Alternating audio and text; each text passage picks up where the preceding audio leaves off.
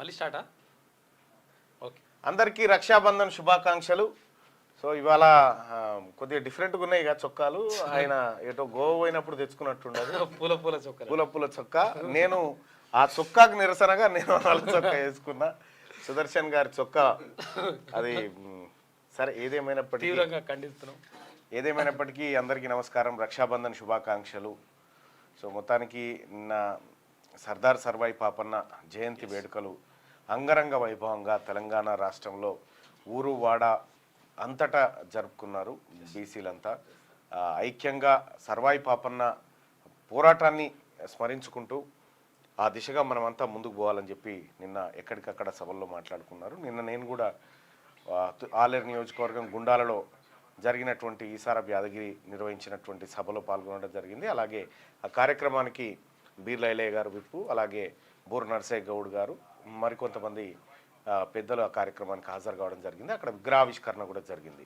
సర్దార్ సర్వాయి పాపన్నది జయంతి అయిపోయిందిగా. వాస్తవానికి ఆగస్టు నెల అంతా ఇదొక బీసీలకు ఒక పండుగ నెల, పవిత్రమైన మాసం లెక్క ఉంది. ఎందుకు చెప్తా ఉన్నంటే ఇప్పుడు 25వ తారీఖు బీపీ మండల్.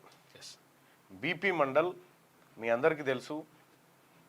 మనకు మొత్తం దేశవ్యాప్తంగా ఈ మండల్ కమిషన్ని నియమించిన తర్వాత మండల్ కమిషన్ దేశవ్యాప్తంగా పర్యటించి బీసీలు రాజకీయంగా ఆర్థికంగా అన్ని రకాలుగా వెనుకబడ్డారు కాబట్టి వీళ్ళకు కూడా ఎస్సీ ఎస్టీ లాగానే రిజర్వేషన్ ఇవ్వాలని ప్రతిపాదించినటువంటి బీపీ మండల్ ఎవరైతే ఉన్నారో ఆ బీపీ మండల్ జయంతి ఈ నెల 25వ తారీఖు ఉంది.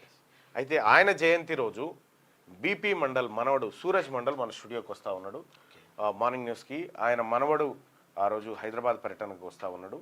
సో బీపీ మండల్ ఏంది, బీపీ మండల్ చరిత్ర ఏంది, అసలు మండల్ ఏ విధంగా పోరాటం చేసిండు అనేది మీకు సపరేట్. మండల్ కమిషన్ ఏం చెప్పింది? మళ్ళీ ఏమైనా ప్రాబ్లం అయిందా? 4K ఉంది, ఇది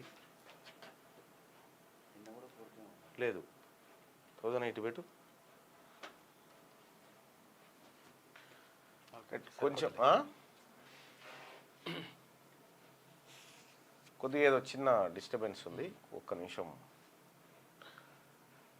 సో అట్లా బీపీ మండల్కి సంబంధించినటువంటి హిస్టరీ, అసలు బీపీ మండల్ లేకపోతే, బీపీ మండల్ కమిషన్ లేకపోతే సరే మనకు బీసీలకి ఏం హక్కులు రాకపోతా ఉండే, అసలు ఈ తెలియకపోతుండే. అసలు బీపీ మండల్ గురించి తెలియని బీసీ ఉండొద్దు. అటువంటి ఒక హిస్టారికల్ మూమెంట్, లేకపోతే ఆయన జన్మదినం రాబోతా ఉంది 25వ తారీఖు రోజు. మనం ఘనంగా క్యూనిస్లో వేడుకలు చేసుకుంటాం. అలాగే బీసీ ప్రజలారా బీపీ మండల్ ఫోటోకి ఘనంగా బీపీ మండల్ జయంతి ఉత్సవం చేయాల్సిందిగా మీ అందరు రిక్వెస్ట్ చేస్తూ, అలాగే ప్రభుత్వానికి కూడా బీపీ నిర్వహించాలని రిక్వెస్ట్ చేస్తూ ఉన్నాం. ఇది ఇంకా ఇంతే కాకుండా బీపీ మండలం ఏమో బీసీలకు రిజర్వేషన్లు ఇవ్వాలని ఆయన తిరుగుతూ ఉంటే బీజేపీ వాళ్ళు ఏం చేశారు, కమండల్ యాత్ర అని పెట్టారు, రథయాత్ర అని పెట్టి ఈ బీసీలకు రిజర్వేషన్లు వద్దని మొత్తం పబ్లిక్ అంతా డైవర్ట్ చేసి ఆగమాగం చేసిరు అప్పుడు బీజేపీ వాళ్ళు. సో వాస్తవానికి ఇలా బీపీ మండల్ బీసీల దేవుడు, ఆయన బీసీలకు అంబేద్కర్ లాంటి గొప్ప మనసున్నటువంటి మనిషి, బీహార్ ముఖ్యమంత్రిగా పనిచేసిన. పెట్టినావా 1080?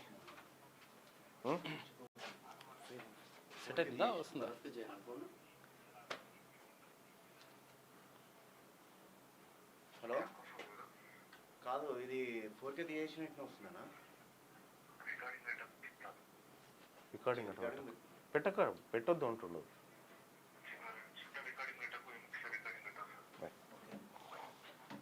బంద్ చేసినావా?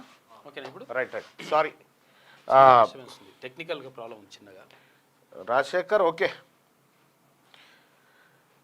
బీపీ మండల్ జయంతి నెల 25వ తారీఖు ఉంది. బీపీ మండల్ మనవడు సూరజ్ మండల్ని మన మార్నింగ్ న్యూస్లోకి తీసుకొస్తా ఉన్నాం ఈ నెల 25వ తారీఖు రోజు ఆయన జయంతి ఉత్సవాల్లో పాల్గొనడానికి. అలాగే తెలంగాణ వ్యాప్తంగా ఉన్నటువంటి బీసీ ప్రజలారా, అటు ఏపీలో ఉన్నటువంటి బీసీ ప్రజలారా, బీపీ మండల్ ఏదైతే జన్మదినం ఉందో ఆ రోజు ఆయన ఫోటోకు నివాళులు అర్పించండి, వీలైతే ర్యాలీలు నిర్వహించండి. ఆయన త్యాగాన్ని మనం ఒకసారి గుర్తు చేసుకోవాల్సినటువంటి అవసరం ఉంది. బీసీలకు అంబేద్కర్ లాంటి వాడు ఎవరు, బీపీ మండల్ గారు. బీపీ మండల్ గారి స్ఫూర్తి, ఆయన చేసినటువంటి ప్రయత్నం ఏదైతే ఉందో ఇవాళ మనం కొంతవరకు రిజర్వేషన్లు అనుభవిస్తూ ఉన్నాం. సో అసలైనటువంటి ఉద్యమం ఇంకా ముందు ఉంది. ఖచ్చితంగా ఆ దిశగా మనం పోవాల్సిందే. మన త్యాగమూర్తులు ఎవరైతే ఉన్నారో వాళ్ళ ఆశయాలను ముందుకు తీసుకుపోవడానికి మనమంతా ఏకతాటిపైకి రావాల్సినటువంటి అవసరం ఉంది. ఇప్పటికే తెలంగాణ రాష్ట్రంలో బీసీలో కంప్లీట్గా మార్పు వచ్చేసింది. గతంలో కంటే భిన్నంగా బీసీలు ఆలోచించడం, రాజకీయం గురించి ఆలోచించడం స్టార్ట్ చేసినారు. కాబట్టి సో బీసీలో వచ్చినటువంటి చైతన్యానికి ఇది బీపీ మండల్ కానీ, ఇటు శివశంకర్ కానీ, ఆ తర్వాత ఇంకా చాలామంది మహనీయులు ఏదైతే పోరాటం చేసారో వీళ్ళ కోసం వాళ్ళందరి తరఫున మనం గొంతుకుగా నిలవాల్సినటువంటి అవసరం ఉంది. ఇక మార్నింగ్ న్యూస్లోకి వెళ్తే ముందుగా వెలుగు దినపత్రికలో ఉన్నటువంటి